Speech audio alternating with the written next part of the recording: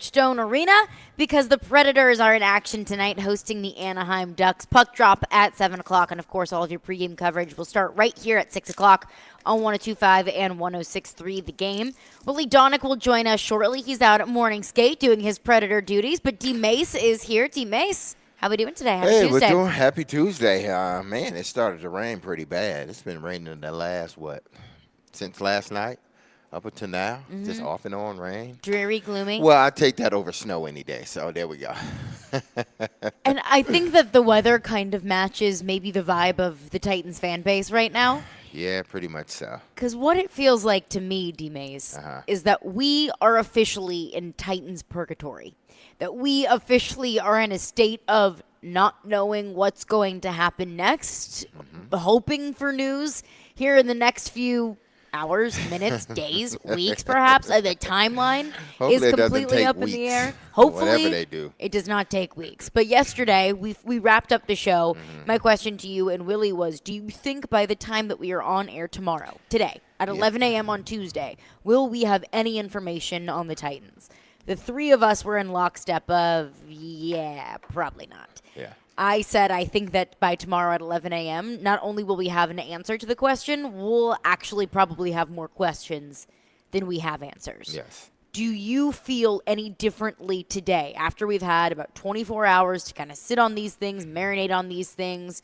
Do you feel any differently about the Titans situation, about Mike Vrabel's future now than you did 2 o'clock yesterday? No, because there hasn't been anything to, ease the sort of anxiety of some of the fans, whether he's going to be here or not. So the good thing is I don't think any new news came out either way. Yeah. So that's probably good. But, they got a lot of discussing going on. They have a lot of discussions that will take place this week. And I'm sure that's why, things haven't been so readily available. Coaches haven't been readily available because this is a decision that you need to. It can't be a rush decision either way. We want to know, and we want it to happen like yesterday. But if you want to be, considered a good organization, you do your due diligence either way, whether you're going to keep them or not. You can't just come out after the season. Well, you can, but just rush and make a decision after you've said, if it's come out that he's our guy. And what was this? Over a month ago, the report came out from Dana Rossini that we like him. And what did we say? Well, that's now. She likes him now. But what happens if this season continues to spiral downhill? Then what will Amy's sentiment be about Mike Vrabel? So, I think right now we just sit and wait because that's all we can do. But I'm sure there will be a decision made sooner rather than later with this situation, because you have to. If you're not going to keep them, you got to get a jump start on who your candidates are moving forward. And you want an answer. I want an answer. Every single person listening to this show, every member of the Titans fandom wants an answer, and that's human nature. That we want the answers to the questions that we have, that we want resolution sooner rather than later. One thing that I think is important to point out is the Titans do not need to make an announcement right now. That if you are going to move on from Mike Vrabel and you are going to conduct interviews for your next head coach, you have to wait until the divisional round of the playoffs anyway. So it's not a rush. It's not that you have to get ahead of the coaching hiring cycle. But in that same breath, the longer this goes on, the longer this continues to drag out, the more questions I have about this team's commitment, Amy Adams-Strunk's commitment to Mike Vrabel or Rand Carthon or both of them. That the longer you wait, I think the more and more the vote of confidence starts to dwindle of Mike Vrabel in this alignment of he and Rand Carthon, of just the leadership as a whole. The longer you wait, the more questions inherently are going to arise. But I'm glad that you brought up that Diana Rossini report. Let's go back to this was the end of November. A Diana Rossini article where the first paragraph talked about how Titans ownership believes that they have that guy in place, that they believe that Mike Vrabel is the coach to set the Tennessee Titans up for future success. And when we read that, we got to take it with a grain of salt because like you said, at the time when we were discussing that article, that's how Amy Adams Strunk feels now. Yes. Or at least that's the story that Amy Adams Strunk is selling Diana Rossini. That's what she wants people to believe, whether it was true or not. That's what she wanted people to believe. Fast forward to now, about a month and a half later, we were getting reports of, Mike Vrabel might not be the coach here next year. That Jared Stillman came on our show yesterday and said, per a league source, I don't count out Mike Vrabel getting fired this week. So, throughout the last month and a half, we've gone from at least the story being, whether it's true or not, the story being Diana Rossini saying, reporting that the Titans ownership believes that they have the right person in place to now. How did we get here?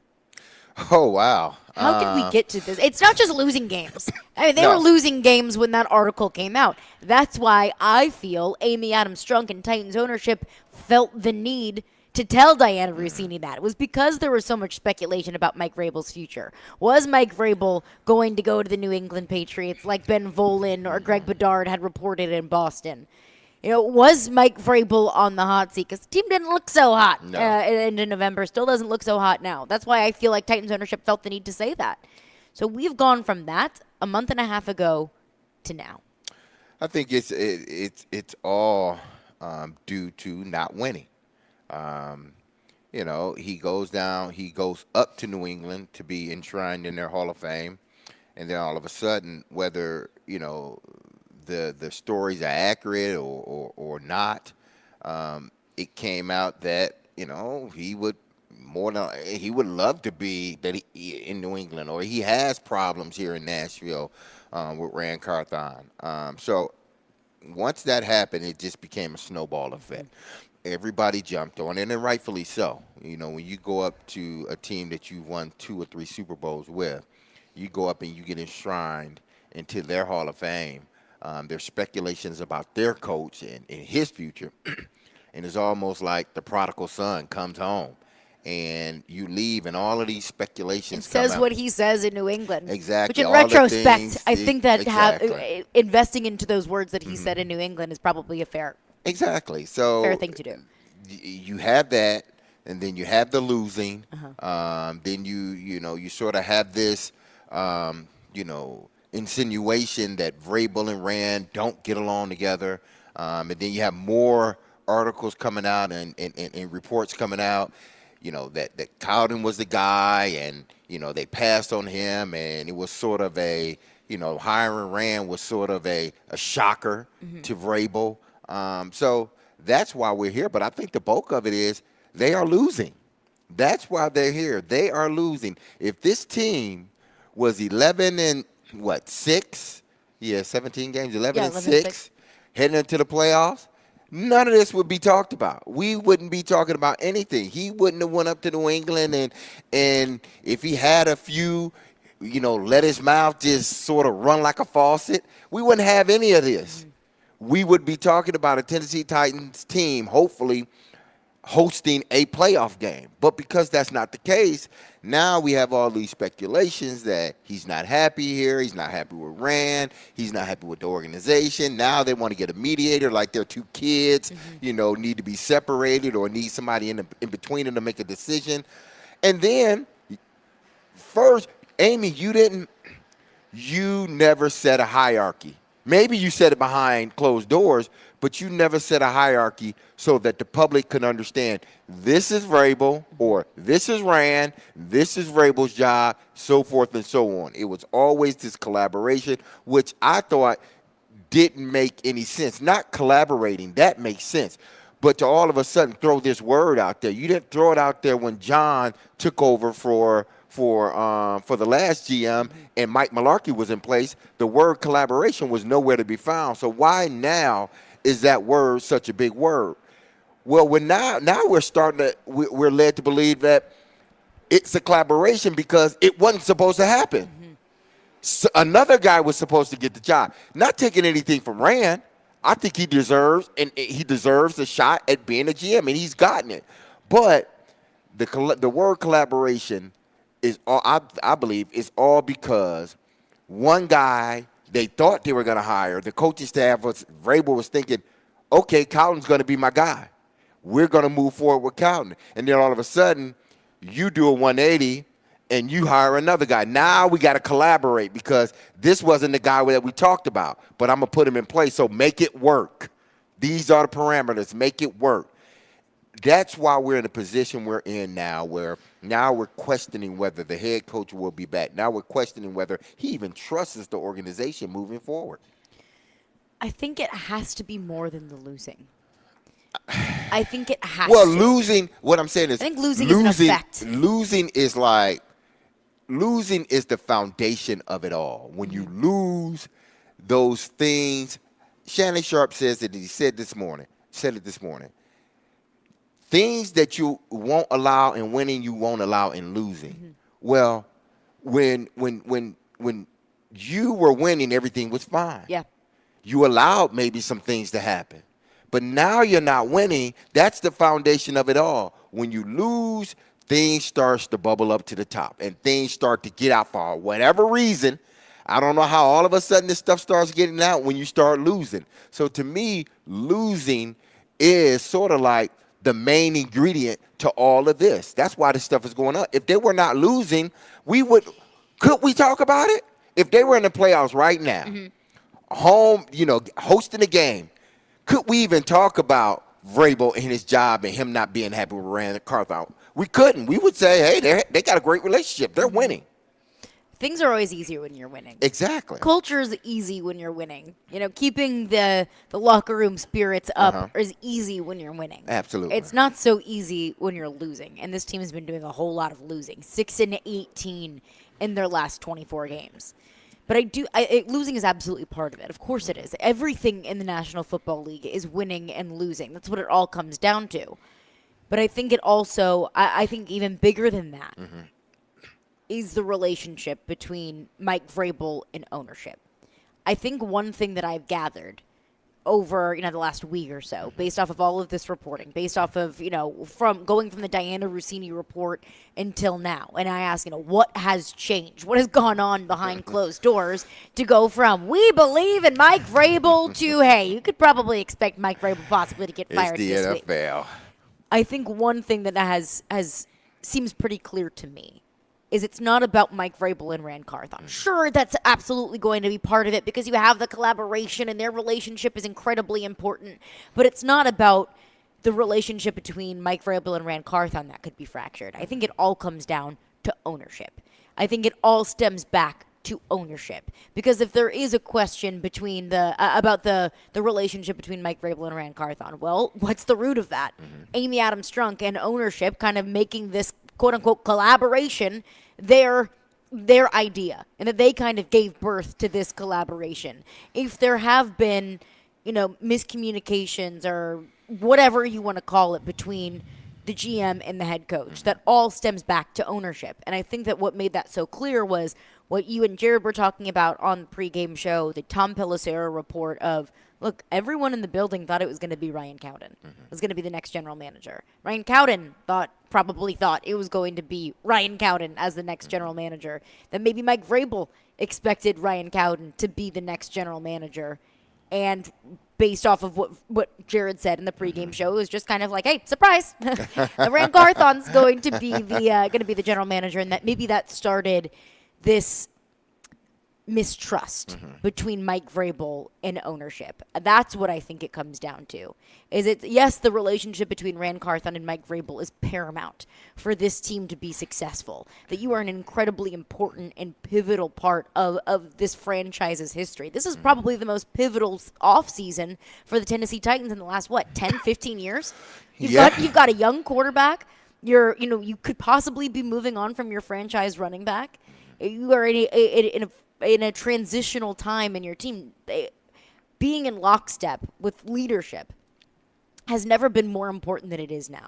See, this is why this is people. This is why you need to tune in to this show every single day, despite all the shows that are out there, because it's sort of like, I'm not going to say we're clairvoyant, but I mean, we're damn near close. Whether it's this show, Give me a crystal ball. Exactly. Whether it's Jared, whether it's Rexroll, whether it's Chase and Big Joe.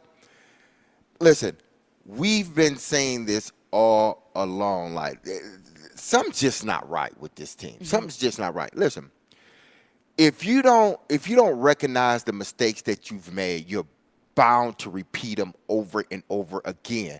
And I say this. And I say that to say this. It seems like they're having these same problems that they had 20-plus years ago. Floyd, Fisher, head coach, GM, ownership, all this stuff going on. Everything's happening. The owner, I mean, the GM and the coach aren't getting along. Mm-hmm. They have a president, and then they end up, relieving the president of his job.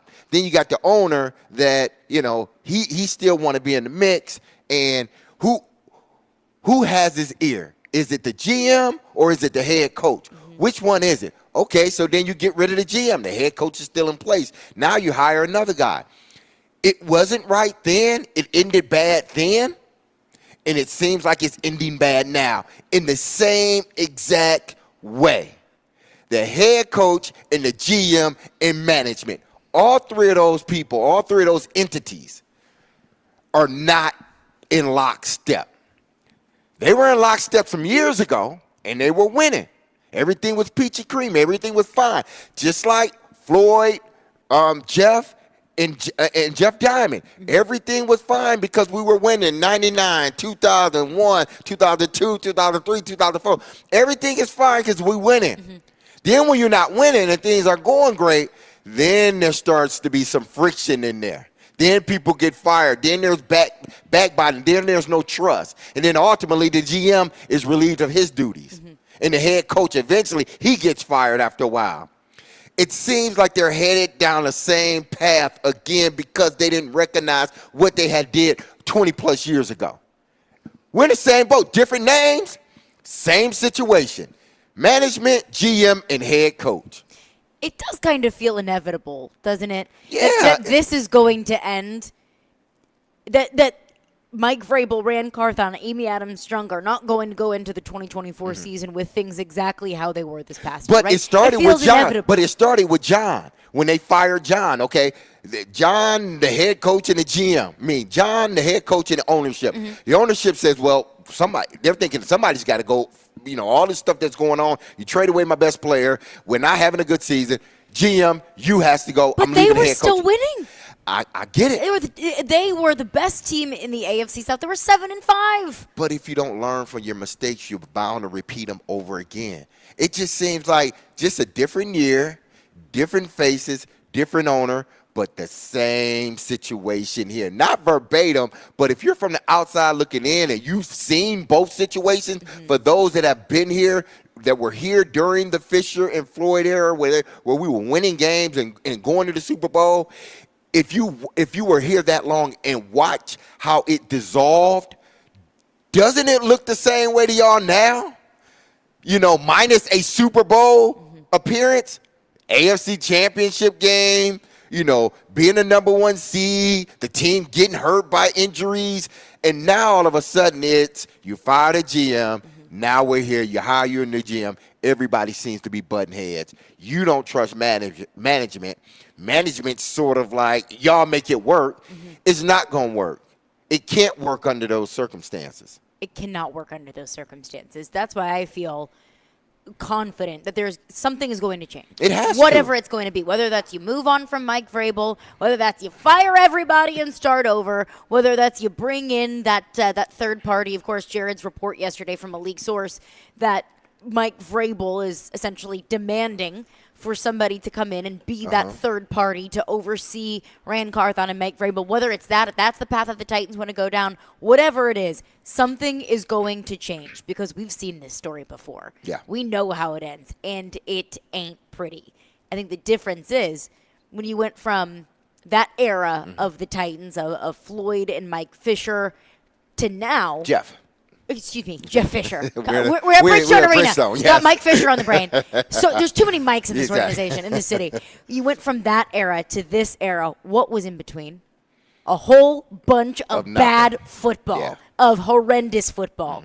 This team cannot go through that. You cannot afford to make a misstep, hire the wrong person, whether that's GM, head coach, whatever it might be. This franchise cannot afford to go down that path yet again. What did I say when they fired John? I said, listen, everything is pointed toward 2027. Whenever that new stadium, that beautiful stadium opens on the eastern side of the Cumberland, that's when it starts.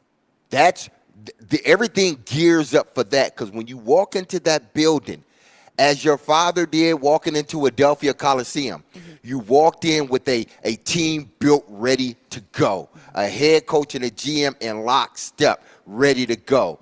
And we parlayed that to a Super Bowl, a couple of AFC championship games, and some good seasons. Everything leads to 2027 when they open up that new stadium. So whatever's going on now, they need to get it fixed and fixed quickly, because you can't sell PSLs or whatever you're going to try to sell when there's a cluster within your organization. And it's a cluster. Exactly. Fans are like, I'm hesitant about paying for seats when there's no clear-cut direction where this franchise is going. I'm not saying that she doesn't have one, but because of, it seems like the dysfunction going on within just the organization, period, that is including GM and head coach as far as their relationships. You can't ask people to pay for something when they're looking at the product and they're like, I'm not paying for that. You expect me to pay X amount of dollars to walk into that stadium and y'all ain't even got y'all stuff straight? Yeah. What's going on here? And look, she might have a plan. Yes, she may have one. I don't know. A vision. Exactly. But what I think is the key is it doesn't feel like it. No. From the outside looking in, doesn't feel like you got a plan.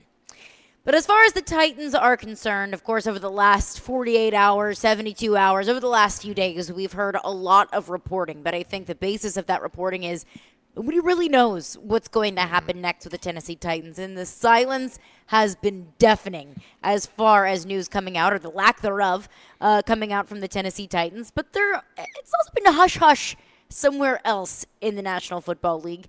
Could that be connected? We'll get into that coming up next. Caroline, Willy, D-Mase. We're brought to you by Zen Sports. Start earning cash rewards on your bets today. Gambling problem? Call 1-800-889-9789. Terms and conditions apply. Must be 21 or older and in Tennessee to bet.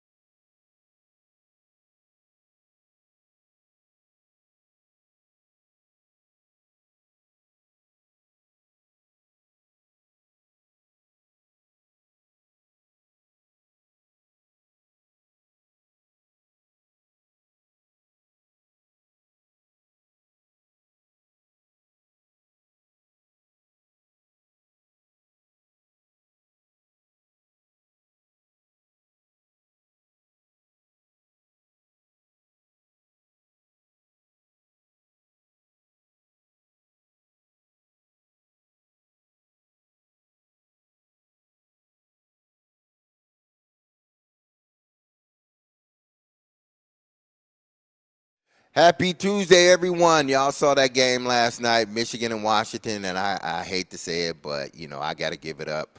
When you give it up when you have to give it up. And Michigan, congratulations, even though it pains me to say that, but congratulations, Jim Harbaugh and the Michigan Wolverines. But if you watched that game and you made bets on that game, I know you did it with our partners in sports. And they're excited to tell you about their new introductory promotion, which they are launching.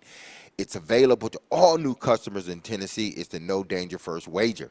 When you sign up for a Zen Sports account, you will receive up to $1,000 No Danger First Wager. When you place your first bet on Zen Sports, you will be reimbursed for the amount of your bet if it loses up to $1,000. Plus, Zen Sports has launched a new VIP program for the premier bettors of Tennessee.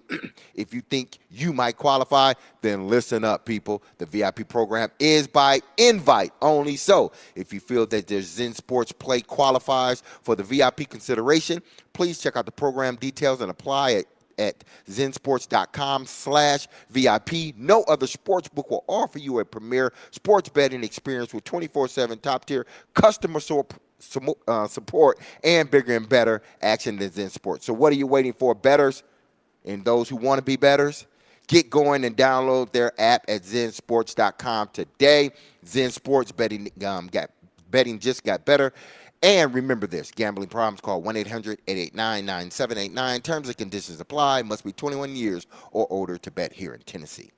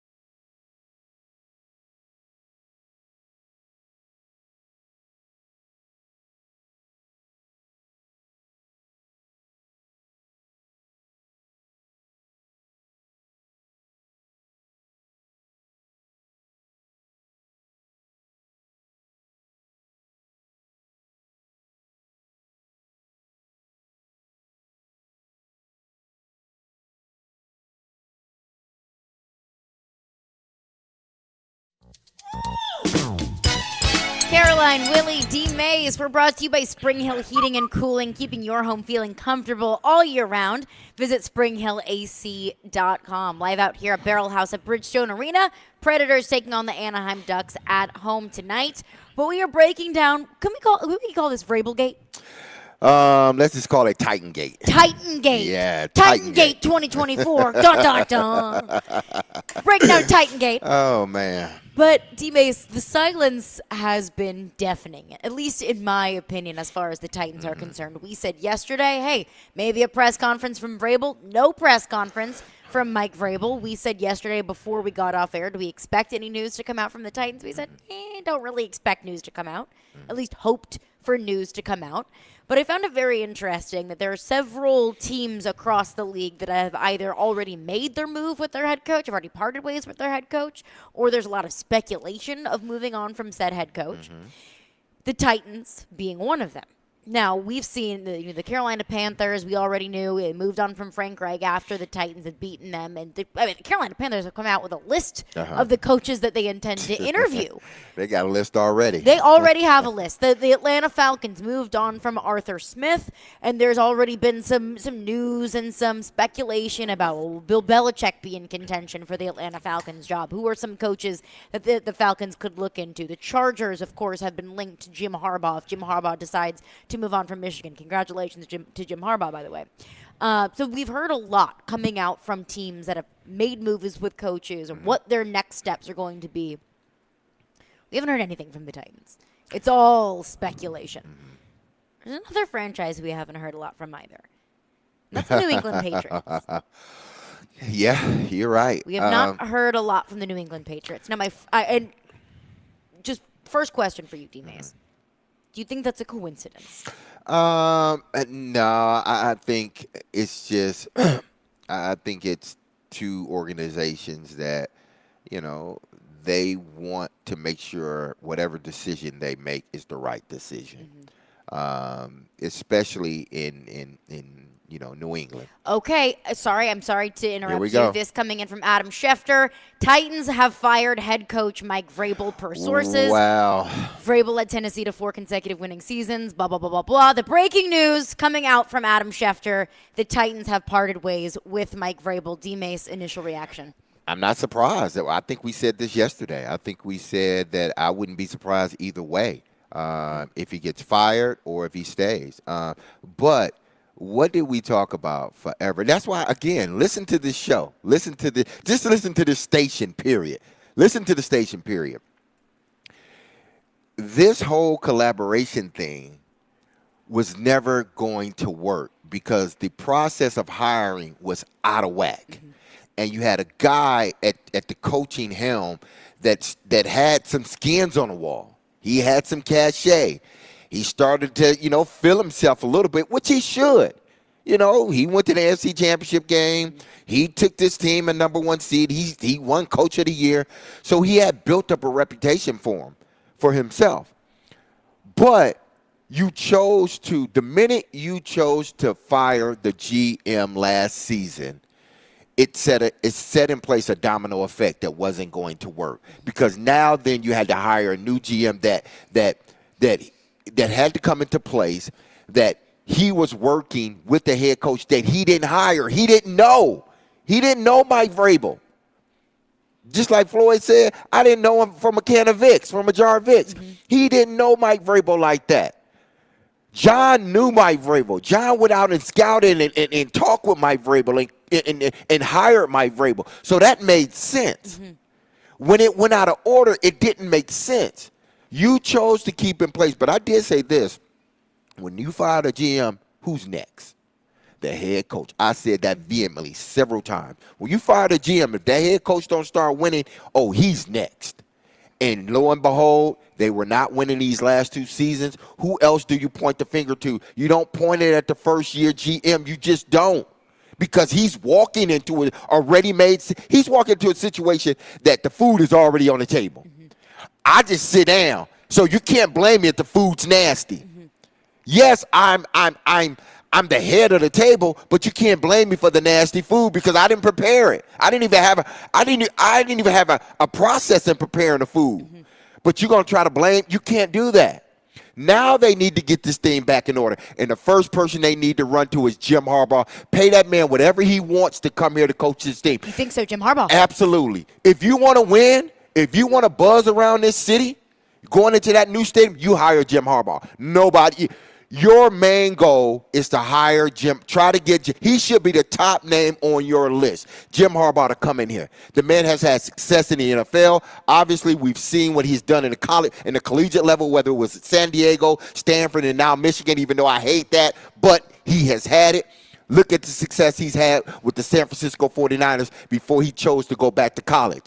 This is the guy that should be number one on your list because you know what? He's number one on everybody else's list. Mm-hmm. The man just won a national championship. So you need to make sure you have several conversations with him in regards to him being your head coach. Don't you know he would love to go against his brother once a year and maybe in a playoff too? I don't know if I can be sold on Jim Harbaugh quite Why? yet. He's the best candidate out there. But part of my question is how much of Michigan's success is due to the fact that he was cheating. I get that, but he had success in the NFL. That's one thing I can't overlook, and he did have success in the NFL. He got a lot of success in the NFL. But this coming out from Adam Schefter says Titans owner Amy Adams Strunk wanted fresh perspective in the coaching staff after a 6-18 stretch over the last 2 seasons, including 1-9 in division games. The record absolutely is part of this. As I said at the top of the show, it's not just about the wins and losses. No. It cannot be. I think there is a lot to do with Vrabel's relationship with ownership. Mm-hmm. Vrabel's maybe lack of trust in ownership after the GM search. But my question for you, D-Mase, was this the right move? Did Amy Adams Strunk make the right decision in firing Mike Vrabel? Again, the news just coming out from Adam Schefter, Titans have fired Mike Vrabel. In order to set things back in order, because when things are out of order, you got to stop, sort of survey what's going on and put everything back in order before you can even proceed with anything else. Mm-hmm. She stopped. She recognized it. She had the conversation with Mike, and I'm sure after having a conversation with Mike, she had one with Rand. Diana Rossini was right. There was no meeting of all the minds together in place.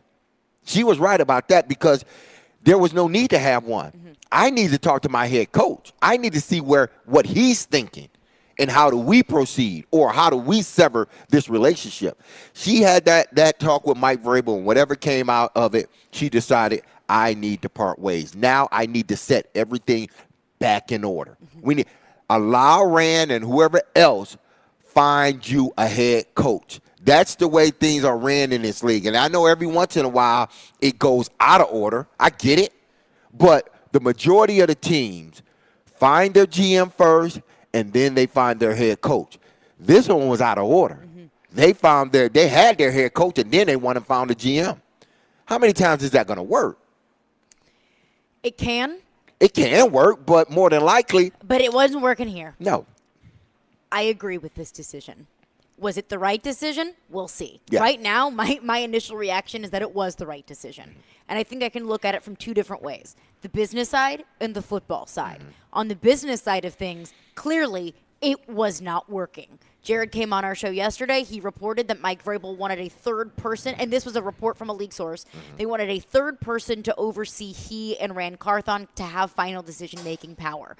Now, if that is the truth, if that is the case, if that's what Mike Vrabel wanted, clearly Mike Vrabel did not have a lot of faith in Rand Carthon. Clearly, Mike Vrabel maybe didn't have faith in ownership to be that third party, to have that final say. That clearly something wasn't working in the business side of things, that the collaboration wasn't working, that there needed to be more delegation, that the relationships just seemed forced, felt forced. The business side of things were not working. Obviously, the football side of things weren't working. You're 6-18 in your last 24 games. Yeah. I think Mike Vrabel is a very good football coach. I do. And he had a lot of success here with the Tennessee Titans. He had a lot of success maybe working with less than other teams in the NFL. Look in 2021. You were the most injured team in the NFL, and you still got the number 1 seed in the AFC. I have to give Mike Vrabel a lot of credit for that. Mm-hmm. I give John Robinson credit for that as well. But I have to give Mike Vrabel a lot of credit for that. The players love him. I think the locker room, for the most part, wanted Mike Vrabel back. I think Mike Vrabel's a good football coach. But there are a lot of good football coaches that get fired in this league. There are a lot of good football coaches that stop having success. Mike Vrabel's not the only good football coach out there. Exactly. Mike Vrabel's not the only good football coach that will be a candidate to be an NFL head coach. One that you just named was Jim Harbaugh. Bobby Slowick's name has been thrown around. Ben Johnson, the offensive coordinator in Detroit, his name has been thrown around there. So there's other good football coaches out there. I mean, once upon a time, Mike Vrabel was a coordinator from the Houston Texans, and then he turned into Mike Vrabel.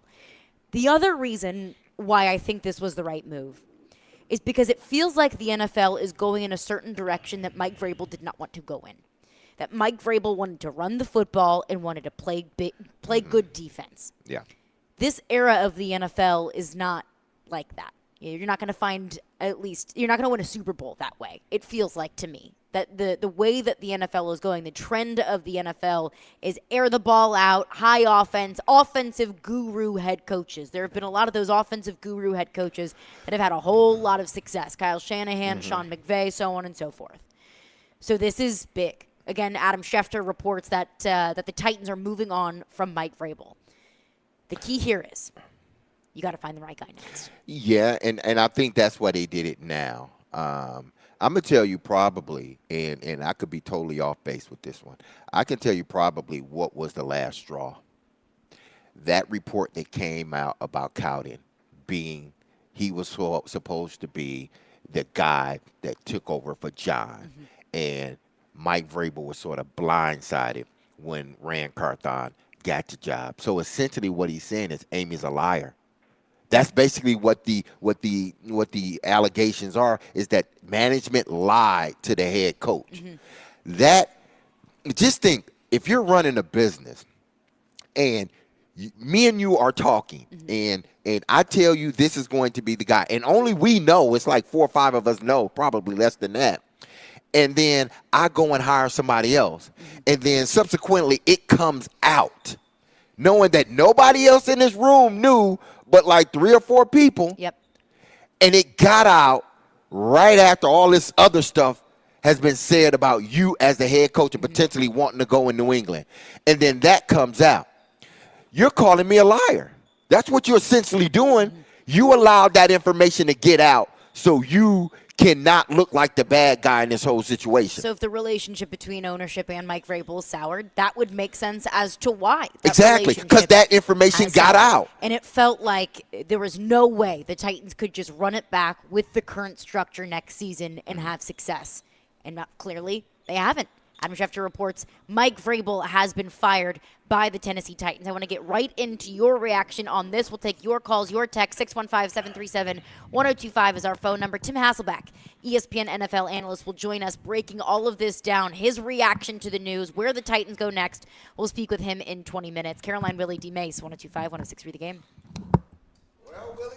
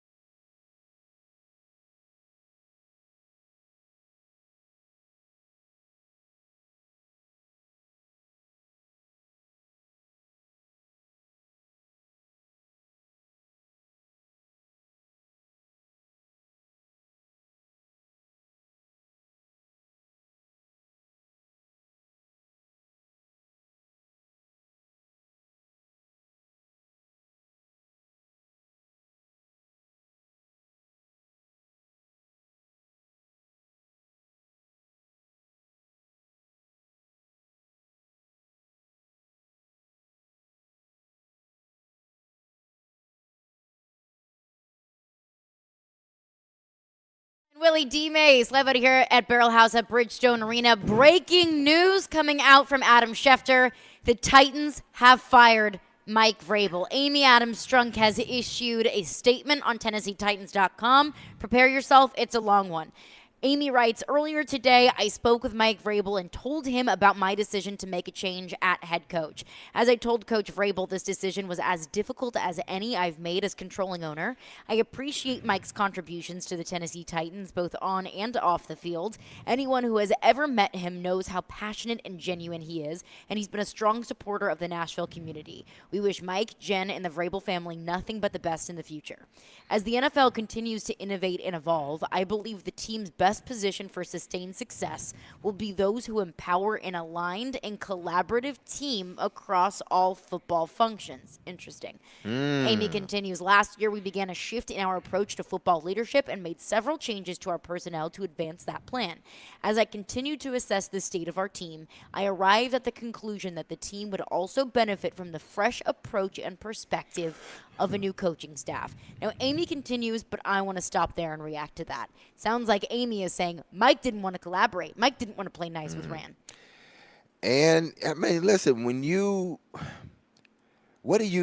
I'm not going to say what do you expect, because as an owner, you expect, the people that you hire to just go out there and do a job. They put all your feelings aside and do a job. Why? Because just like I said yesterday, you ask the players to do that, regardless of what's going on. You ask those players, listen, whatever's going on in your personal life, yeah, we care. But when you walk through that building, take those suitcases that you have of issues, put them at the front door, come into this locker room with a fresh mind, ready to win. If you're asking your players to do that, you got to ask that of your head coach and anybody else that's within that building that has a hand in you winning or losing football games. It seems like that, Vrabel probably wanted to, but he didn't trust after what was done that it would ever get that way. He told y'all the other day at the last meeting, I'm here as long as I believe we can win. As long as we can win. Well, That's damn it, key. you can't win. You understood that the minute that came out of your mouth, you knew you couldn't win with this team under these circumstances. Meaning the whole dynamics with the GM, head coach, all this other stuff. So, I mean, I think she made the right decision for her franchise moving forward. Now, the next step is to find the right head coach to usher you into this new stadium. You don't need to be turning around 2 years, 3 years from now and changing the whole thing over and over again. You need to figure this out and get it right this time. Like you got it right with John Robinson and Mike for a period of time, you need to get it right with Rand Carthon and whoever this new head coach is going to be.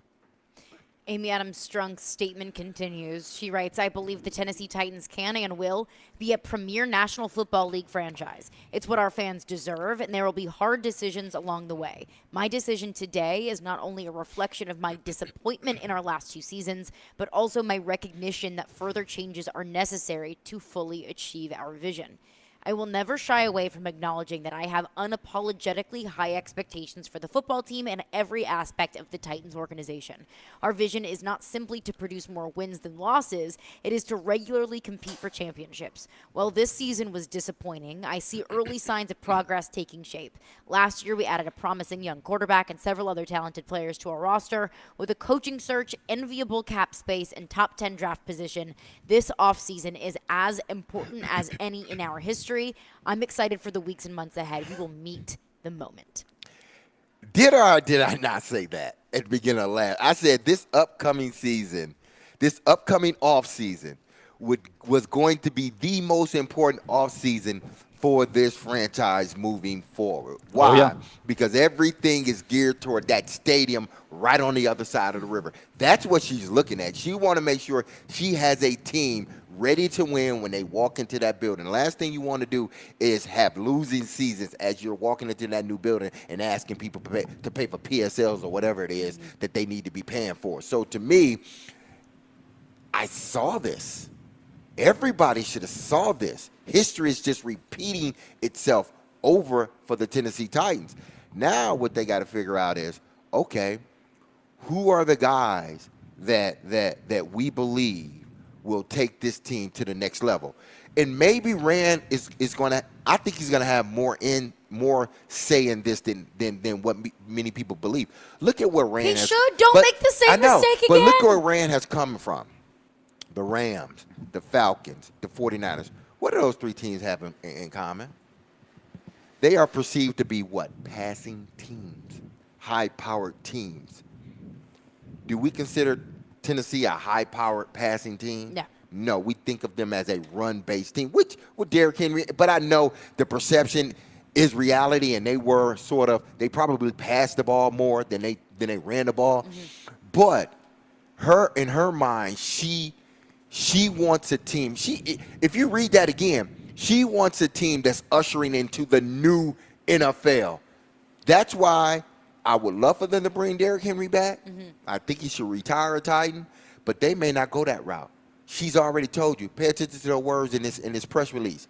She wants to become what the NFL is now. Mm-hmm. She sees the McVays. She sees the Shanahans. She sees all these the Steichens. She sees what Coach Ryan is doing in Houston. Mm-hmm. She wants that. High-powered offenses where we're talking about the quarterback and the receivers, not just the running back. She wants that. So how do we get that? Not with this head coach. Willy Donick, perfect timing. Hey, Willy, how are you? For you to join the show. I'll tell you what, I started hearing some rumblings when I was down below in the meeting rooms and stuff. I'm like, wow, stuff's going on. And this statement is really interesting to me. It's a long statement, mm-hmm. but to me, there's really only, other than being appreciative of Mike Vrabel, I do think that the second paragraph is the key paragraph, as D-Mase just kind of alluded to. As the NFL continues to innovate and evolve, I believe the team's best position for sustained success will be those who empower an aligned and collaborative team across all football functions.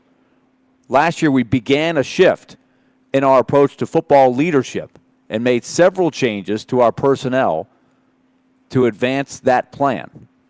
As I continued to assess the state of the team, I arrived at the conclusion that the team would also benefit from a fresh approach of a new coaching staff. So when she says several changes to our personnel to advance the plan of a more collaborative team across all football functions, other than Rand Carthon and Chad, the analytics guy, I always forget his last Brinker. name. Chad Brinker. Who else? So like several changes.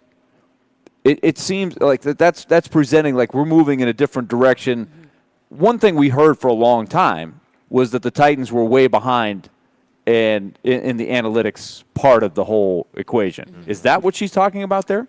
I have no idea. She said that again, too, later in the statement. She says, it's my recognition that further changes are necessary to fully achieve our vision. I don't know if that means a complete and total overhaul of the coaching staff, but if you fire the head coach, wouldn't that indicate that you're probably overhauling the coaching staff anyway? Well, there's no question. The coaching staff will be totally different when you change the head coach. New OC, new DC, probably new positional coaches. But everything's going to be new. So it does seem like the old guard, and this is, to me, a really interesting point, because when they fired John Robinson, when the season had not gone that south yet, I mean, they're sitting at 7-5 with a pretty good handle on things, and it just dipped from there. This is the point I've made over and over and over throughout all of the last summer and everything, that they should have known then that at the end of this season, even if this year was successful, this was going to be a new era. Mm-hmm. And so now they've come to the conclusion that it is absolutely a new era. But at the time when they fired Robinson, it looked like a big vote of confidence in Vrabel and Vrabel's ways. But the way she's looking, the way this statement goes, is a lot more of Vrabel really isn't on board with the new wave of football. Mm-hmm. She kind of had you believe it was just Robinson before, but now it's kind of like, well, Vrabel is also kind of in the old school, and we're going new school. And it sounds, is that not just an overall theme that I'm picking up on there? I think that you're 100% somewhere along accurate. the line she's changed in that, and it definitely looks like behind the scenes, Vrabel and Rand Carthon, for whatever reason, right? We've got all these stories here, but they have not had the same philosophical outlook. That at least Right? from Amy's statement, it sounds to me that she felt like Mike wasn't completely on board for the new leadership or collaborative structure. Coming up next, Tim Hasselbeck will join us, ESPN NFL analyst. I am very excited to hear Tim Hasselbeck's reaction to this news because last week Tim joined us and he said Mike Vrabel is not the problem in Tennessee, but now the news coming out today, the Tennessee Titans have parted ways with Mike Vrabel. Tim Hasselbeck will join us and react to this news coming up next. Caroline, Willy, D-Mase, 102.5, 106.3 The Game.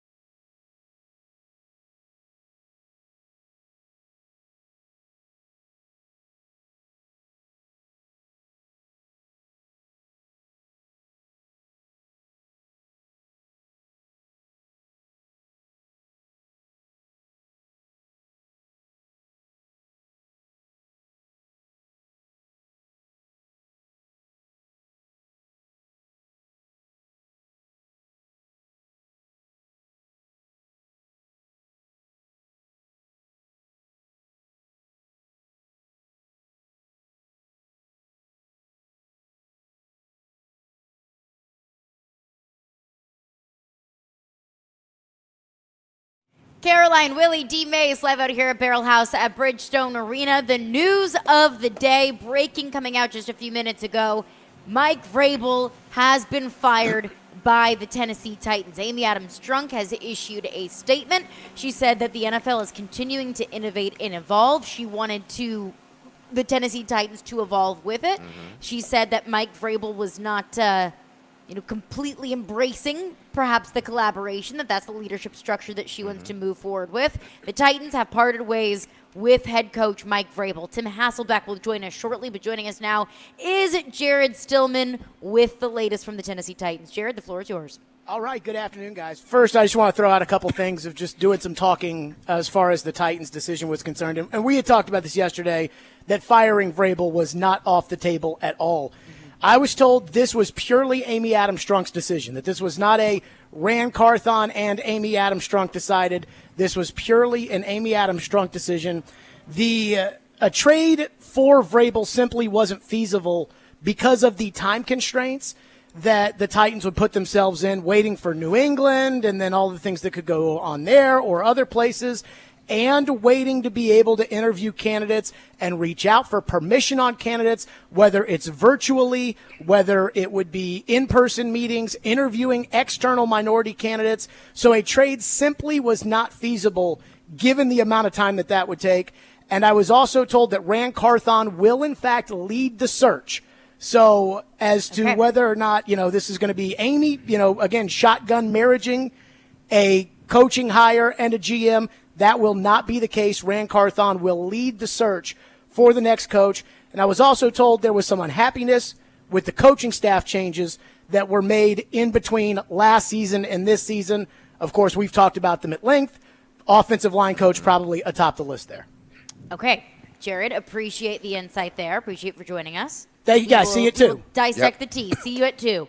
But what was one thing that we had talked about is who is going to lead the search for the next coach? That if it's Amy's decision, well, you're just forcing yet another marriage, and you're making the same mistake twice. I think it should be Rand's decision. Yeah, it should be. It should be Rand's coach. That's that is the normal flow of things in the NFL. The GM hires their guy at head coach.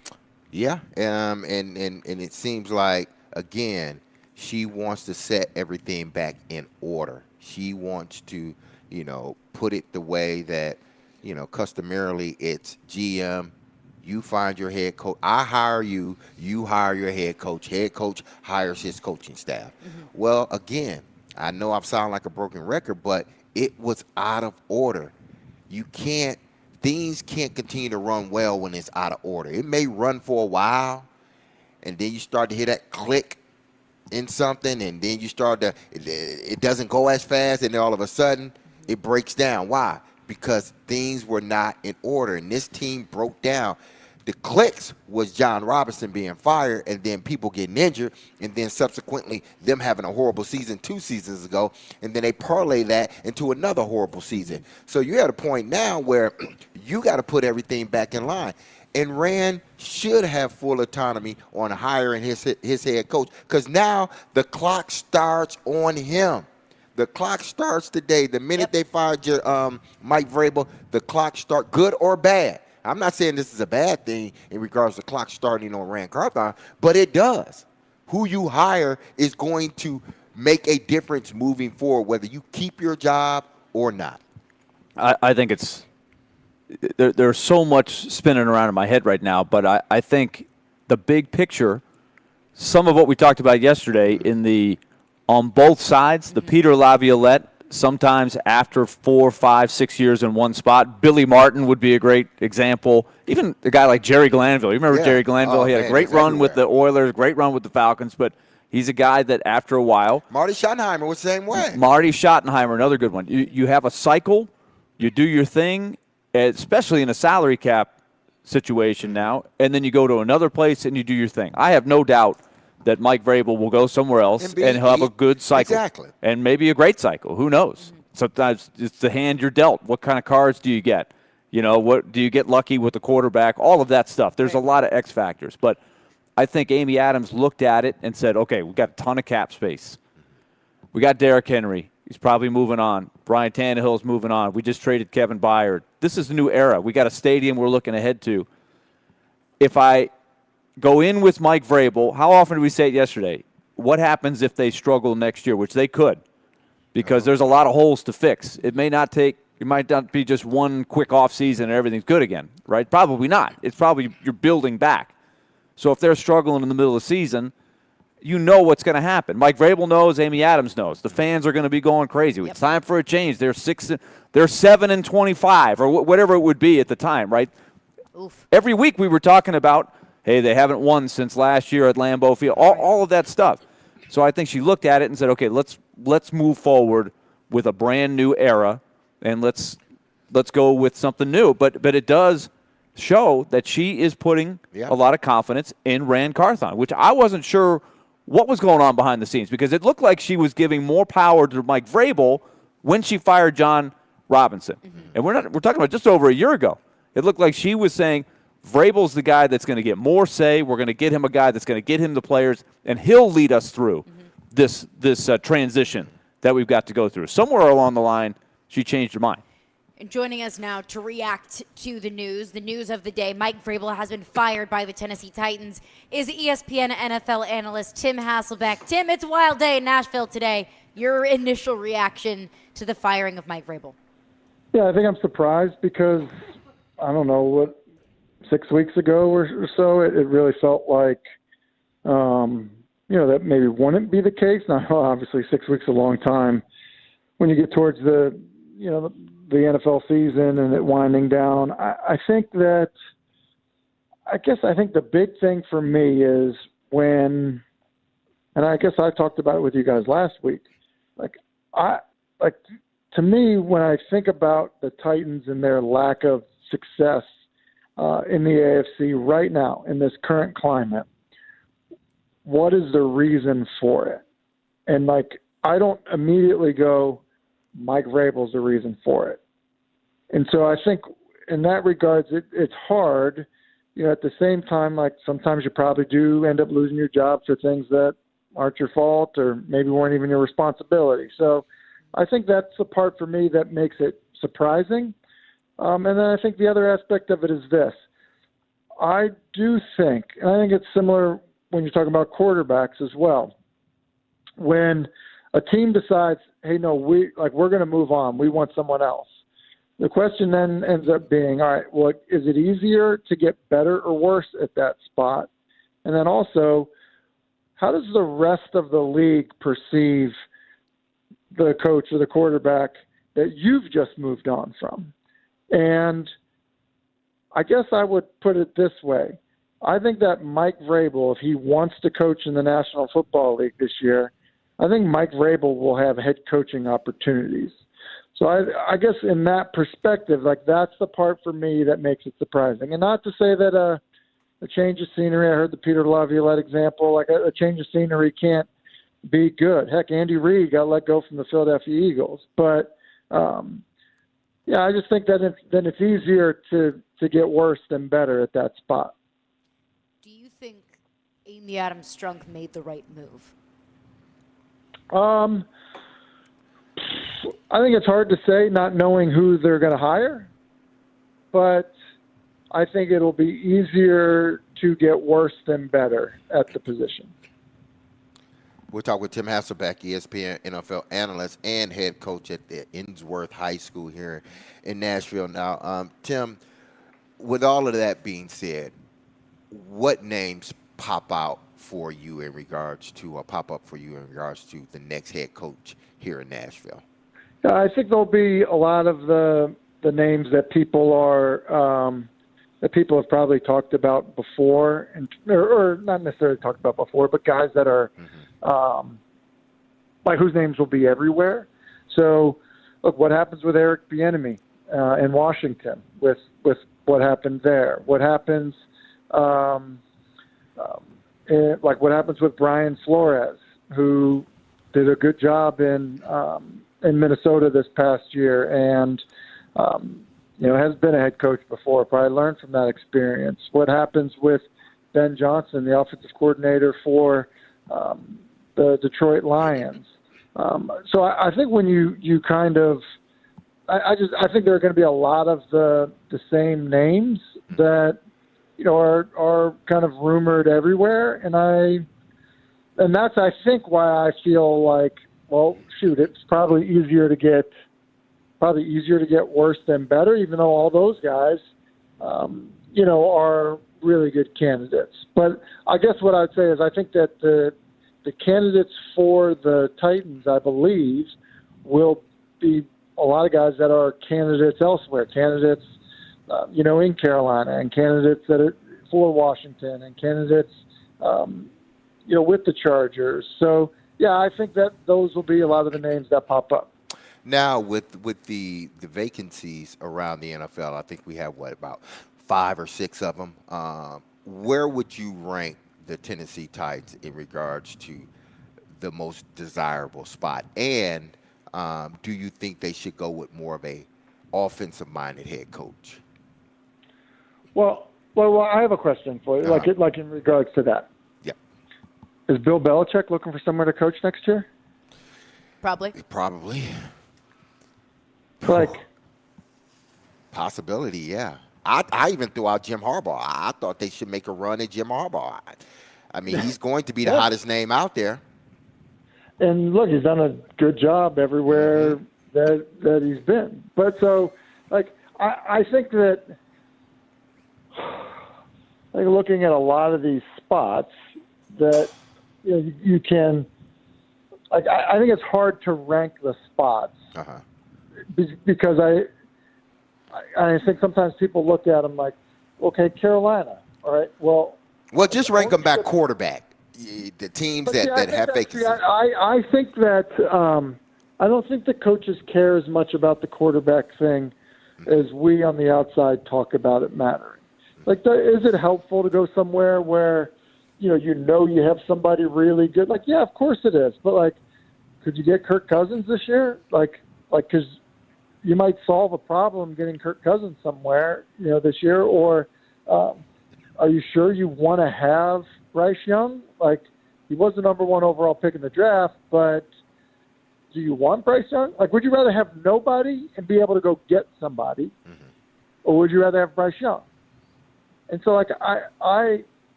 here's what I would say.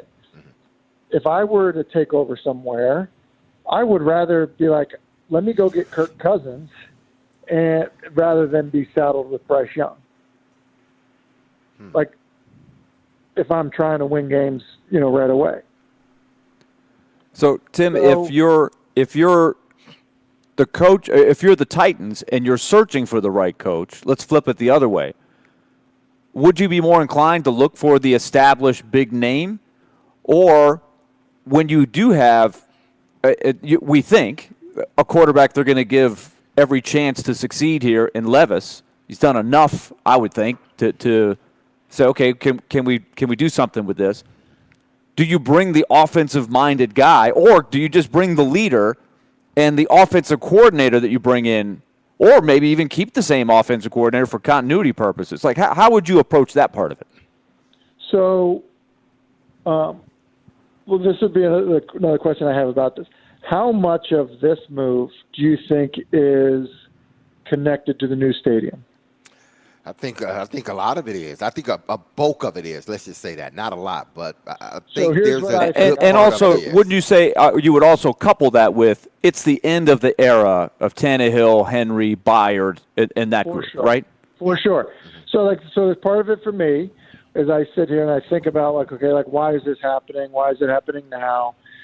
I feel like this is everything you said. Different era, the whole what was it? Exotic Smash Mouth? What was it's kind of there's some of that is the holdover of that, right? That's Derrick Henry's part of that. That was.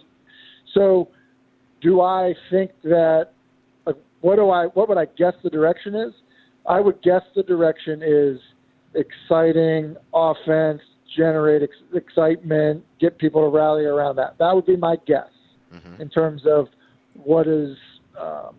What I think that this move, the direction that move is heading. And so, going back to the question of, all right, well, who's that person? I think it's the Detroit Lions' current offensive coordinator.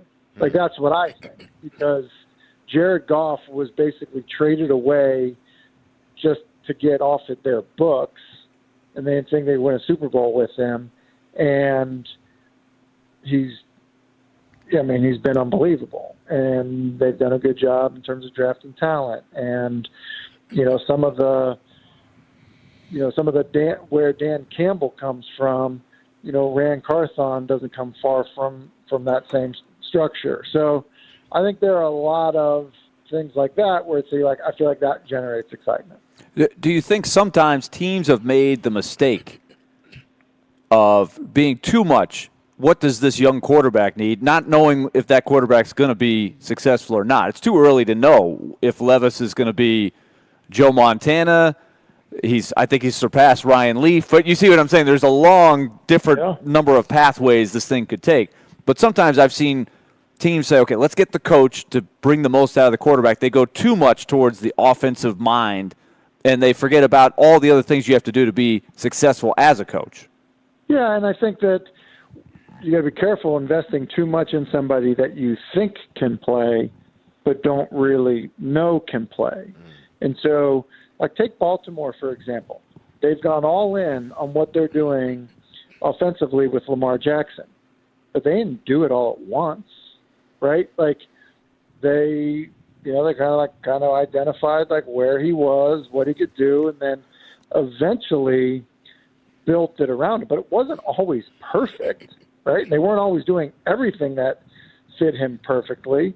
It wasn't until they kind of figured it out with the tight ends, and then they figured it out with like the big physical downhill backs, and then they figured it out with a converted defensive lineman that's playing fullback, and before you know it, they went from, okay, hey, we're drafting these smaller, fast wide receivers, and not that they got away with that completely, but we're doing that with Hollywood Brown and guys like that. And what we did is we started putting big guys on the field to get a response from the defense to put bigger, slower guys on the field, and our quarterback was faster. Like, they got that, and then they've continued to evolve. So I just think, like, no one does it right away all at once. And so I think that, you have to be careful trying to build too much around one player, especially if you're not positive that guy is the guy that you're going to build around for the next decade. You brought the Ravens. That got me thinking about analytics. That's always a team that you hear has been very innovative, forward-thinking. The statement of Amy Adams kind of has this, we want to be evolving, we want to be moving forward. One thing we also heard about the Titans for a long time was Vrabel and Robinson. They were not on board with the analytics. How much of that element do you think might be in play here?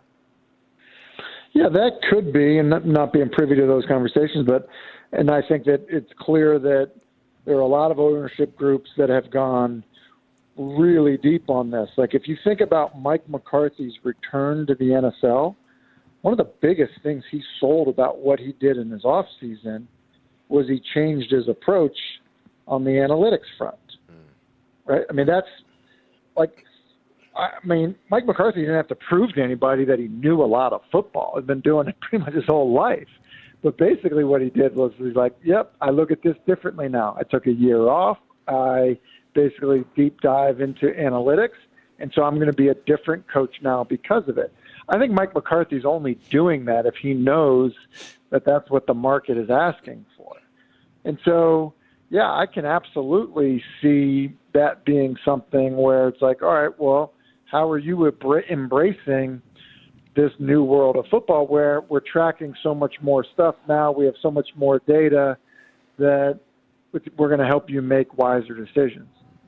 Tim Hasselbeck is with us, ESPN NFL analyst. Again, the news of the day, the Titans have fired head coach Mike Vrabel. Amy Adams Strunk, Titans owner, released a statement, and part of that statement, she writes, "My decision today is not only a reflection of my disappointment in our past 2 seasons, but also my recognition that further changes are necessary to fully achieve our vision." That, Tim, to me, sounds like maybe there are more moves to be made after firing Mike Vrabel. Is that kind of, what are your thoughts on that? And also, what further changes could be made?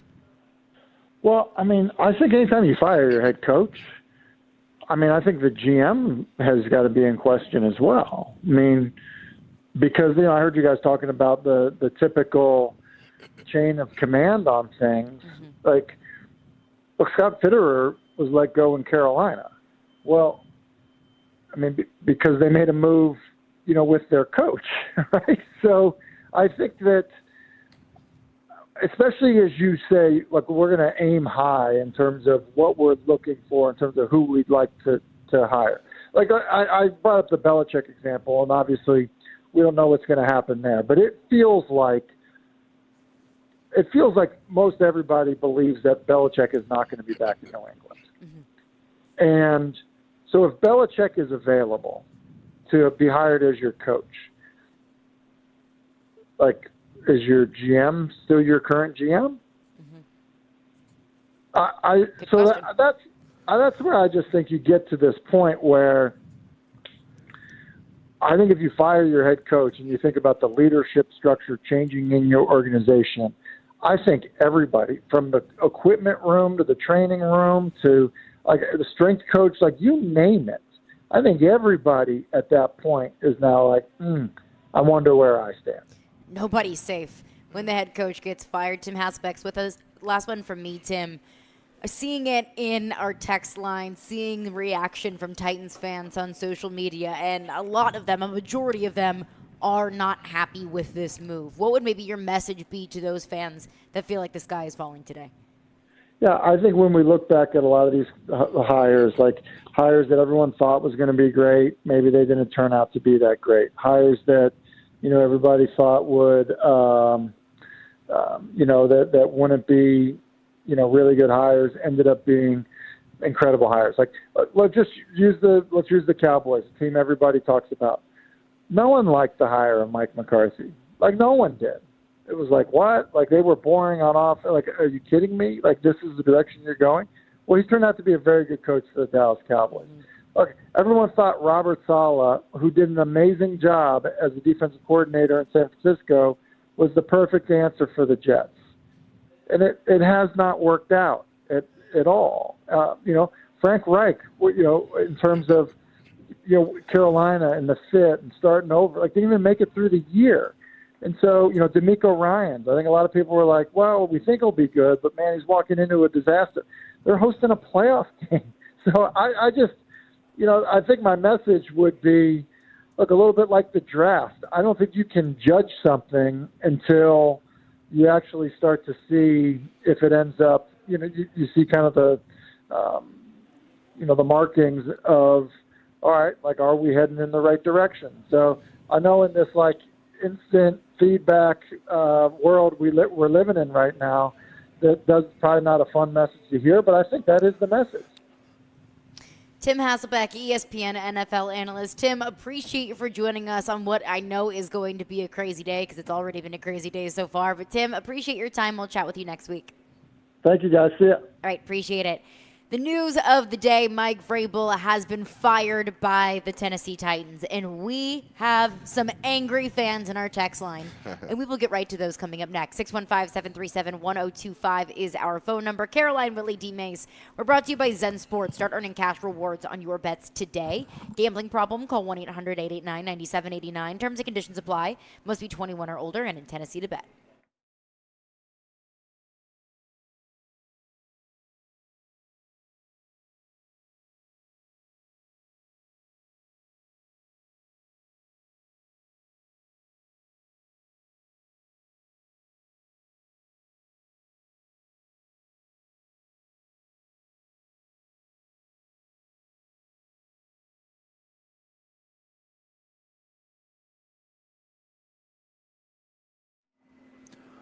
All right, let's tell you about Loan Pronto. It's time to get credit card debt free. It's a new year, and the rates are down. Great time to use Loan Pronto's Equity Express line of credit. So you can use the Express Equity line of credit.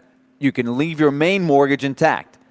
Take out the cash you need. There's a better rate you can work with now, and then you can attack those credit card bills, those other bills that you need to pay in 2024, or start that home improvement project for the spring that you have been looking to fund to make your house even more valuable. And with Loan Pronto's Express Equity Line program, 90% of the time, you don't even need an appraisal. It's a much simpler, streamlined process these days, and you can access up to 95% of your home's value if that's what you choose. So don't put it off. Call Loan Pronto now and start the year off right. 615-499-5780 or loanpronto.com. 615-499-5780 or loanpronto.com. Equal housing lender, NMLS 166-1781, subject to lender approval.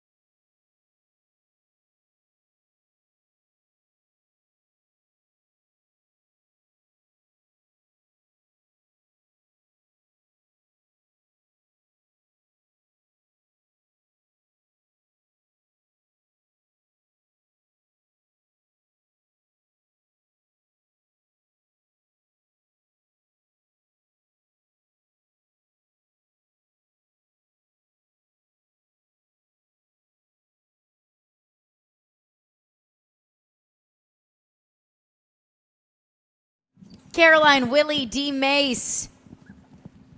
Tune in to 93.3 Classic Hits Thursday night for MTSU men's basketball. The Blue Raiders are at home facing Louisiana Tech with pregame beginning at 7:30 and tip-off at 8 p.m. Coverage also available on the 93.3 Classic app and at 93.3classichits.com. Mike Vrabel has been fired by the Tennessee Titans, and we got a whole lot of reaction in our call and text line, so we are right to you. Phone lines driven by WilsonCountyHyundai.com. 615-737-1025 is the phone number if you have a thought. Adam in Portland is on the line. Adam, I have a feeling you're relieved. I give you the floor.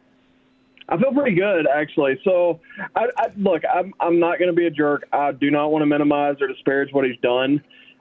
He sustained the program for a long time. We're grateful for that. However, what he did not do, and we have to remember this for all the people you say think the sky's fallen, he did not turn a loser into a winner. Mike Mularkey did that. So just remember that. He's going to go to New England, and we're going to see if he knows how to do that. But so far, he's never done that. What we know of him as a coach is that he sustained a winner. And I mean, he was. I mean, if you go look just like specifically off of his defense, he was horrible as a defensive coordinator. He's a head coach, and he sustained a winner. So I'm curious to see how he's going to do at the next level. But as far as the Titans, I think we're doing fine. Go get somebody who could turn a loser into a winner. Maybe get them at the college level. I don't care. But I think it's a great day. Like I thought they were going to just like status quo this thing, and I was going to be sick for another year. I'm so happy they did it. Adam, appreciate your Thank you, phone Adam. call. That's one thing that I didn't think the Titans could do. Absolutely, positively not an option. Can't run it back. Cannot maintain the status quo. Well, they didn't, and they chose to part ways with the head coach. But again, it goes back to when you make a decision to fire the GM, who's next in line? Well, the head coach. The head coach made some changes in the offseason. It wasn't enough. It wasn't enough to secure him his job. So now you got to put things back in order. You got to allow who you hired as GM to go out and find his coach, because ultimately the clock starts on Rand Carthon now moving forward. Rob is on the line with a thought on Mike Vrabel's firing. What's up, Rob? Oh, nothing much. Good news. Well, I seen the writing on the wall with Mike Vrabel a long time ago. Everybody saying you can't tell this guy nothing. He was just like one of those coaches to me, like, nobody liked that wanted to really play for him. You can't really tell that guy anything. But anyway, I saw this year when he, benched Tannehill. To me, okay, Tannehill wasn't playing that good to me, but to do what he done, try to make a statement and throw him off to the sideline, and put the rookie quarterback in. To me, he should have just let Tannehill just finish it out, because what he done, he changed the locker room culture to me. And you don't. Well, Tannehill got hurt, to be fair. Well, yeah, he got hurt. Yeah, but he could have put him back in later on, but he didn't. But he decided he would just go ahead and go with that guy. And to me, a lot of players is not happy when you do that in the locker room. But Rob, anyway, do you like the decision? Do I like the decision? Mm-hmm. I love the decision. Because he can join that Mike Malarkey freak, because he was a freak just like he is. I'm glad he's gone. That's all I got. Thank you. Thank you for your call, Rob. Eric is on the line with a thought on Mike Vrabel's firing. What's up, Eric? Hey, guys, whatever you think of him, here's this. I don't care what anybody says. To do what he did a couple years ago when they had all those injuries and to get the number one seed, I just don't believe there are not many coaches that could have done that. And I will say this. I hate that he's gone, because I'm not one of these guys jumped up and down and cheering. I do agree that it may have been done as far as the stadium comes and try and do revamp the offense to try and be more like other teams and all that type of stuff. But one thing that is for sure, I definitely believe it's now 100% that Derrick Henry's gone. Because to me, if you're bringing in a new coach with a new system, there's no way Derrick Henry's coming back. Even if there was a slight chance of him coming back, it would have been, I believe that Vrabel would have had to still be here for him to come back. So we can definitely rest assured if those people want Derrick Henry to come back, I would be shocked now with this move of Derrick Henry coming back. Guys, y'all take care, and we'll talk to you soon. Eric, I think appreciate your phone call. I agree with that last point. I think that coupled with Derrick Henry taking the microphone, Yeah. it kind of makes me wonder if Derrick even knew a little bit there when he took the mic. But either way, I think now it's a clean slate. It's a brand new era. And look, people want to poo-poo what Vrabel does. I'm not going to be in that camp at all. I understand this move and the direction. This was a tough call. They made the call. I don't have a problem with that. But I'm going to look back on this era and say this is a pretty good era, man. Be careful what you wish for. It could get better. It could also get worse. That was not a poorly coached team. They had a lot of good moments. They never won the whole thing. But that was a solid era of football that went south in the last few years, just like all good eras. The Roman Empire came to an end. Well, you can only. I'm sure she probably felt we've gotten as far as we could go with him as head coach. Again, he was he was the head coach of the year. He led his team to an AFC championship. The next following season, they had a number one seed. But this game is about what have you done for me lately. If we were on the outside looking at any other organization, and this was sort of their situation, we would be saying they need to fire that head coach. Look at what he's done over the last two seasons, basically. He needs to be gone. They need to get somebody else. Why is it any different here? We can acknowledge your victories. We can acknowledge who you were as a head coach for a period of time, but we also can acknowledge that it wasn't working. These last 2 seasons, it wasn't working. You can make it the excuse however you want. I know, well, the roster was injured. Well, if you're going to give him the praise when the roster's injured and he wins, why doesn't he get the sort of the finger pointed at him when the roster's not winning, even though they're injured? You can't have it both ways. I'll tell you what, it would be interesting if the next 3 years they have a lot less injuries. Because that was always the thing that people were asking. Like, hey, why do they get so many guys hurt? And at the last 3 years, they've been completely decimated with injuries. And we're kind of like, well, is that really under the coach's control? And I think it's debatable, I guess. I've always fallen on the side of, sometimes you just can't control stuff like that. But if the trend goes back the other way, then they're going to say, see, I told you. Right. And, going back to 2021, what Mike Vrabel was able to do, that's why he was the NFL Coach of the Year. Yeah. Was because he was able to turn the most injured roster into the number 1 seed in the AFC. That you got Deontay Foreman off of the street, essentially, and he came in and with Dontrell Hilliard was able to kind of patch that hole of when Derrick Henry got injured versus when he came back. I think that Mike Vrabel deserves a lot of credit for that. But that was 2 years ago. You're 6-18 since then. But here's the caveat to all that. You know who didn't get injured? That good offensive line. Yeah. They had all 5. I believe they had all 5 starters for just about every game that season. Taylor Lewan. That was the year he had concussions, wasn't it?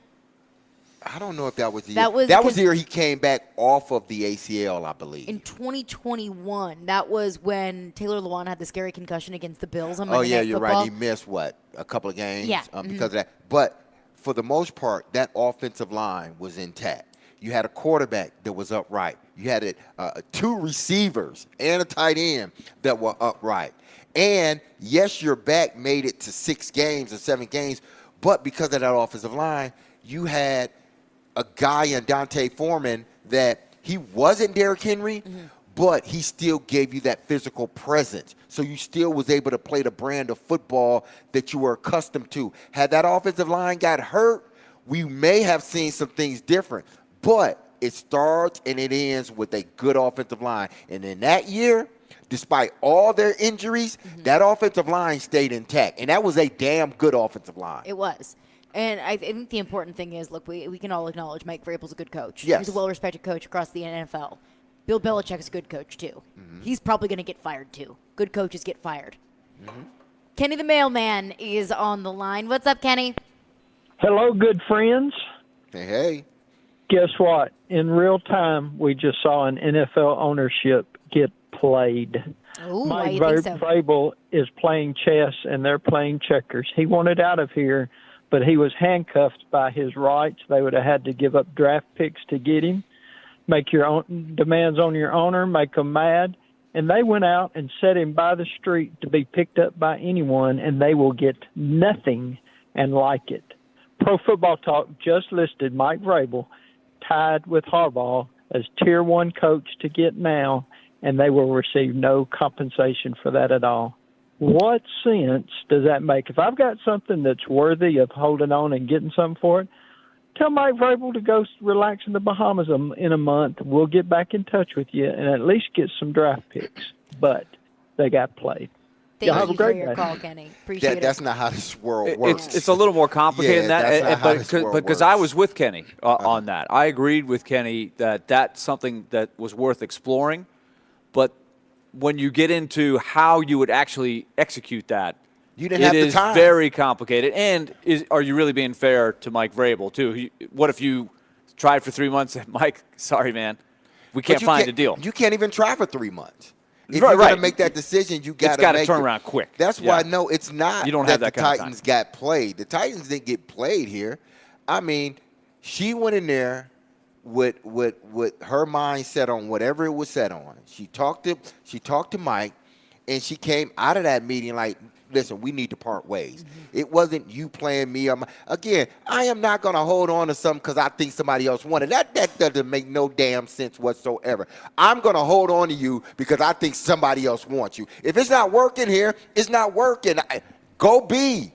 Do your thing. I'm not going to hold on to you. So that narrative, I am going to squash for myself. That whole narrative of, hey, we need to keep him because there are a lot of people out on the street that want him. So what? I'm with you, D-Mase. He's a good coach. I'm sure he is a tier Exactly. 1 candidate. I'm sure he Absolutely. is. Everyone across the But he National wasn't tier Football 1 League, for us at this point. everyone in the national media salivates over the idea of Mike Vrabel. Oh, Tennessee is lucky to have Mike Vrabel. That Tennessee Titans fans should kiss the ground that Mike Vrabel walks on because that's how great of a coach that he is. 6-18 in your last 24. The national perception of Mike Vrabel is very favorable. Again, I think Mike Vrabel's a good coach. Yeah. But that doesn't mean that you made a mistake moving on from Mike Vrabel just because he is incredibly coveted. In an ideal world, if it were simpler, I do think that a trade would have been smart to look at. But when you Yes. look at the logistics just didn't line up. It's really difficult. Because he is an asset. He absolutely is an asset, and you could have gotten picks in return for Mike Vrabel, but a trade is incredibly difficult. And you could have even been setting yourself up for more failure waiting for the trade process to possibly come to fruition. It was no guarantee that another franchise would be willing to give up the picks to get Mike Vrabel, especially a New England Patriots team that needs to essentially rebuild that entire roster. I'm with you. I would have loved picks for Vrabel. I would have really liked to trade for Mike Vrabel. Sometimes things just don't work out that way. Right back into your phones on this coming up next. Caroline, Willy, D-Mase, 102.5, 106.3 The Game.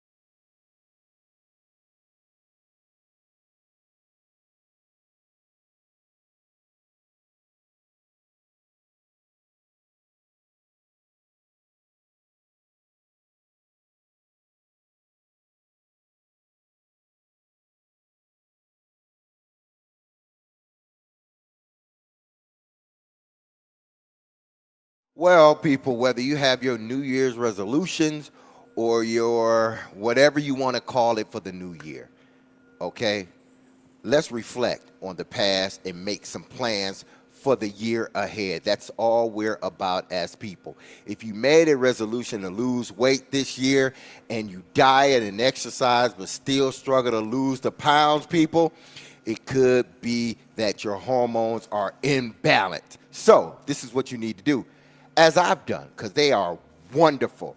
Call my friends at Cool Springs MD. Their experienced doctors specialize in identifying which of your hormones need to be balanced and provide a tailored resolution designed just for you. Imbalanced hormones can also cause more problems than weight loss, people, okay? You may experience mood swings, fatigue, decreased sex drive, all of this stuff. Hormone replacement therapy, or HRT, can help. Dr. Jeffrey Lodge and his team understands its frustrating cycles and want you to help you be the best you this year. Hear me again. They want you to be the best you this year. There's no better time to achieve a healthy lifestyle. So what are you waiting on, people? This is not just about men. It's about everybody. We want you to be healthier in 2024. So give Cool Springs MD a call today for an appointment. Here's the number, 615-486-3458. That's 615-486-3458. Or visit their website at coolspringsmd.com.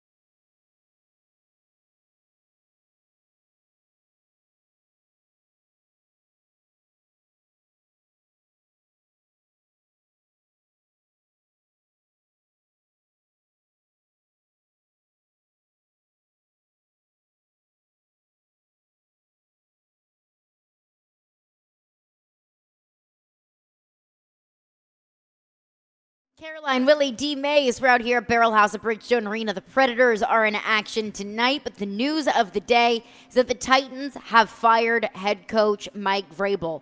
The Titans will have a press conference today at 4 p.m. I would assume that Jared will carry that live and in its entirety at 4 p.m. No Amy Adams-Strunk, but Ran Carthon will be available to the media today. But I want to get right back into your phone calls, your reaction to Amy Adams-Strunk's decision to fire Mike Vrabel. Chris is in Atlanta and is on the line with a thought. What's up, Chris? Hey, guys. Thanks for taking my call. So to talk about Ken the Mailman's, first off, there's only been 8 trades for a coach in NFL history. So it's rare. And plus, you don't know how that would even happen in terms of logistics. I look at this as sort of a good thing. The Titans have been almost on the same path as the Nashville Predators, much like they did in 2017 when they made the Stanley Cup, and it was a constant uphill battle to get back there. That was the same way with the Titans when they made the AFC Championship. It's been a constant. We're going to maintain the status quo. Hopefully that we'll get to the playoffs and we make a good run. And it just hasn't happened yet.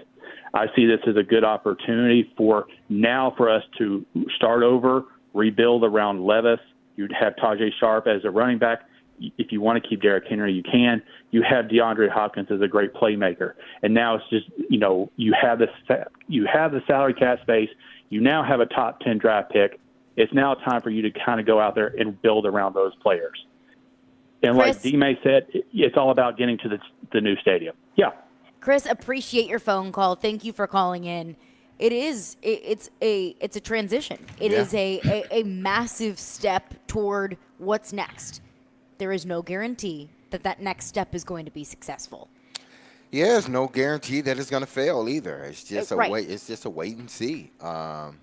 You have to give your GM the power to go out and find his guys. Mm-hmm. Because again, you can't, you fire Vrabel and then you fire Ran Carthon. I don't think you can do that. Well, you can, but I don't think that would be the right thing to do. Mm-hmm. Fire him because he's giving you reasons to fire him.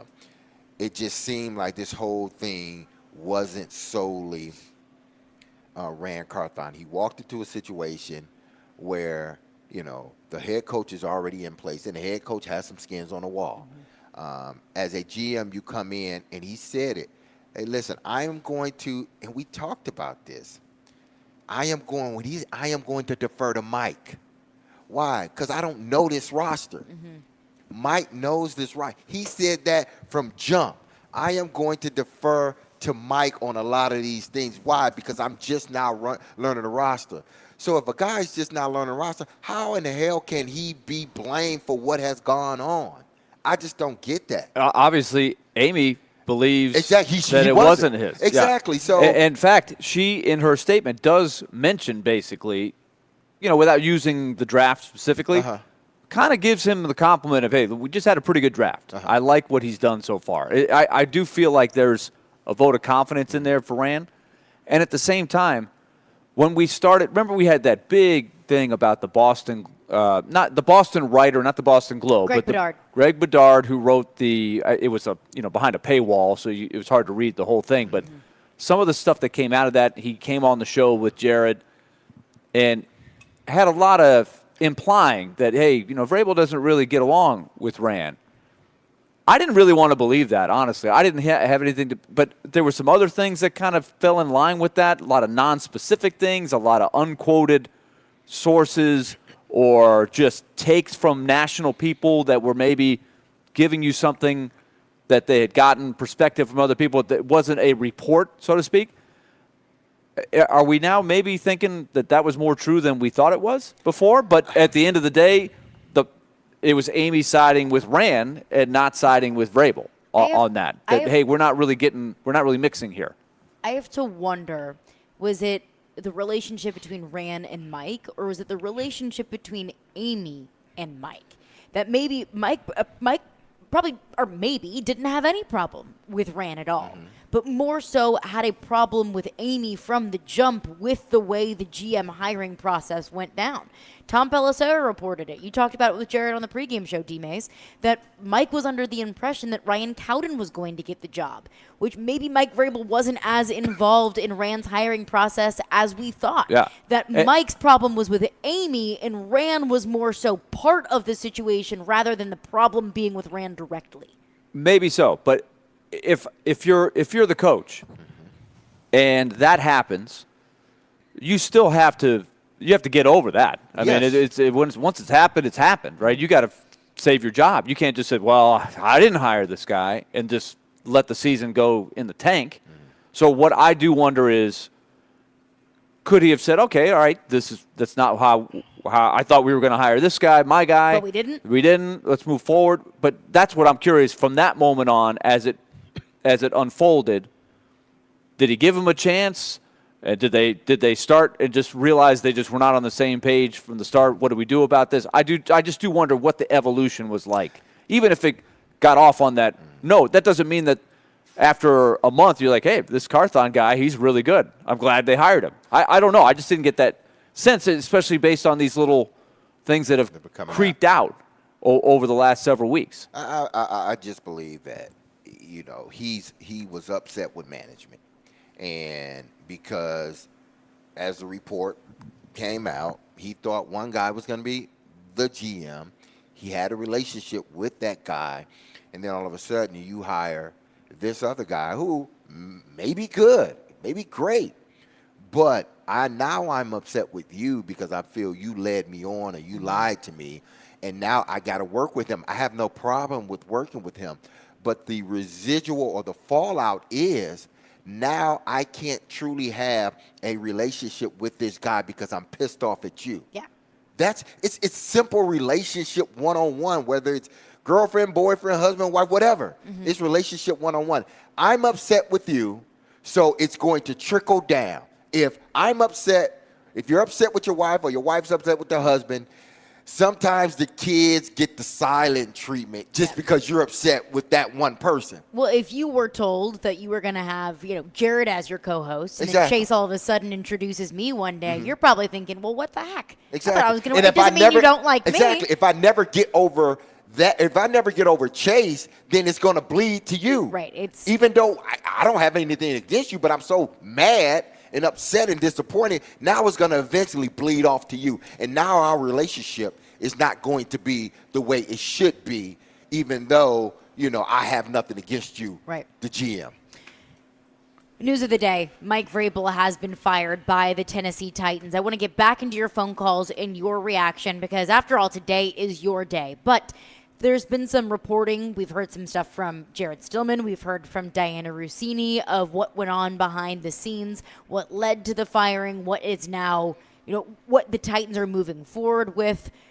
I have some questions about that, and we'll address those coming up next. Also, Rand Carthon will address the media at 4 p.m. Jared will carry that live and in its entirety on Stillman & Company on our station later this afternoon. Caroline, Willy, D-Mase, 102.5, 106.3 The Game.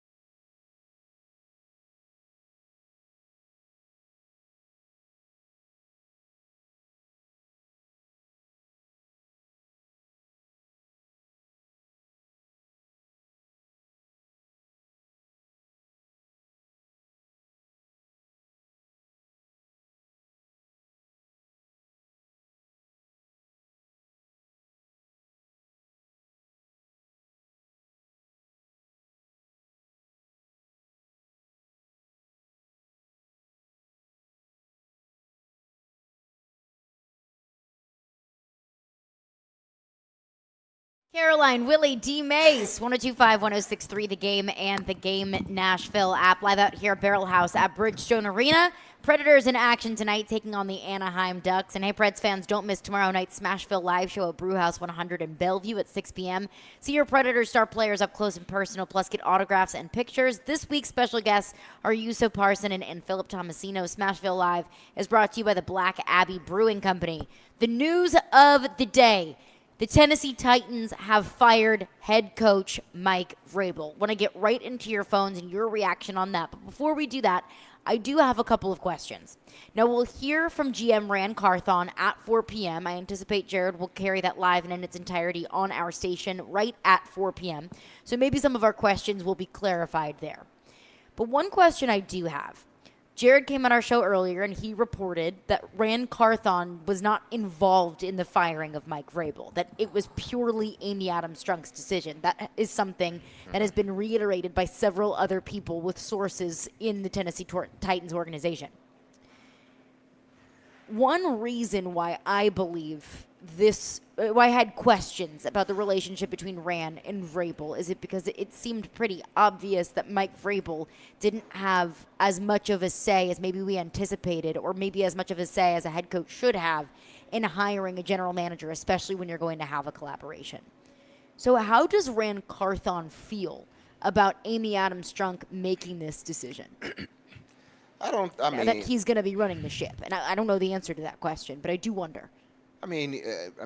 Listen, you walked into a situation where the head coach is in place. That's what the owner chooses to do. You can't. You gotta remove yourself from it. Even though it's like, man, maybe whatever continuity we did have, now I have to sort of start over again. But beside that, this wasn't something that, you asked for. Like, that's not your coach. That was somebody else's coach. The owner wanted him, so she kept him. Mm-hmm. If you choose to fire him, yeah, I feel because he got fired, because you don't want to see anybody get fired.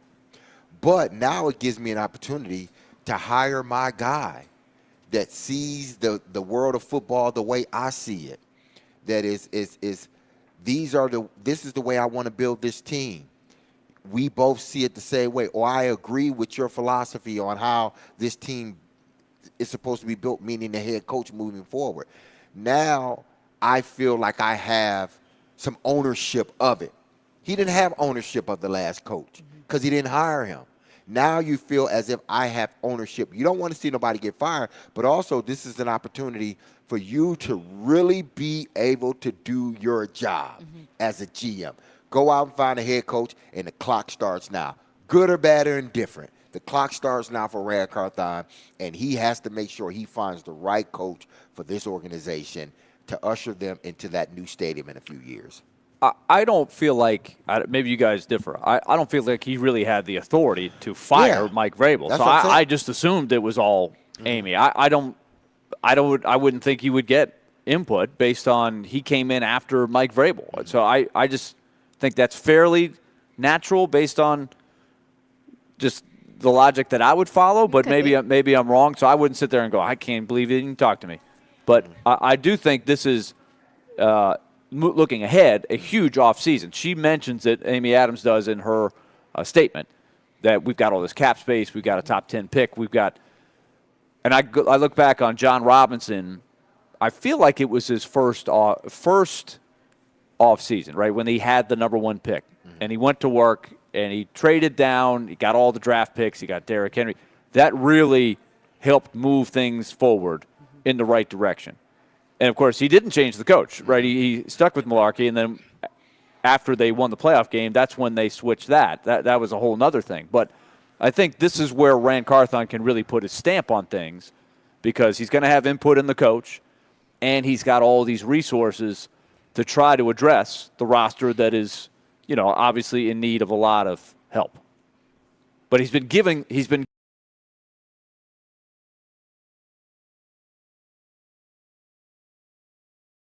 you're like, I can't. Why did it take so long to change? David Poyle set the table very well for Barry Trotz to have a lot to work with to go address, how he wanted to sort of reshape the team. Yeah. So David Poyle should be given a lot of credit for that, right? He didn't leave the cupboard bare. So Rand Carthon, I think he has remember last year we were saying he didn't